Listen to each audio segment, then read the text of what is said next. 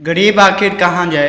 गरीब आदमी सुबह से शाम तक मेहनत करके बमुश्किल 1000 या 1500 रुपये कमाता है, मगर महंगाई ने इसका जीना मुश्किल कर दिया है। सवाल यह है कि वह अपनी दिहाड़ी से बच्चों का पेट पाले, बिजली का बिल भरे, पेट्रोल डलवाए या फिर 2000 के करीब आटा खरीदे। कल पेट्रोल पंप एसोसिएशन की हड़ताल के बाइस आवाम पूरे दिन परेशानी का शिकार रही। लोग एक पेट्रोल पंप से दूसरे पेट्रोल पंप तक चक्कर लगाते रहे, मगर कई मकामात पर पेट्रोल दस्तयाब नहीं था। बुजुर्ग, नौजवान, रिक्शा ड्राइवर और मोटरसाइकिल सवार शदीद गर्मी में अपनी मोटरसाइकिलों को धिक्का लगाने पर मजबूर हो गए। आखिर इस तकलीफ का जिम्मेदार कौन है? उधर आटे के थैले की कीमतों में भी बड़ा इजाफा हुआ। जो थैला पहले 1600 रुपए के करीब मिलता था, अब वो कहीं जगहों पर 1800 से 2000 तक पहुंच गया है। एक मजदूर आखिरकार 1500 रुपए की दिहाड़ी में घर का खर्च चलाए या आटे का थैला खरीदे। जब पेट्रोल महंगा होता है तो ट्रांसपोर्ट माफिया फौरन किराए बढ़ा देती है, लेकिन जब पेट्रोल सस्ता हो जाए तो किराए कम नहीं किए जाते।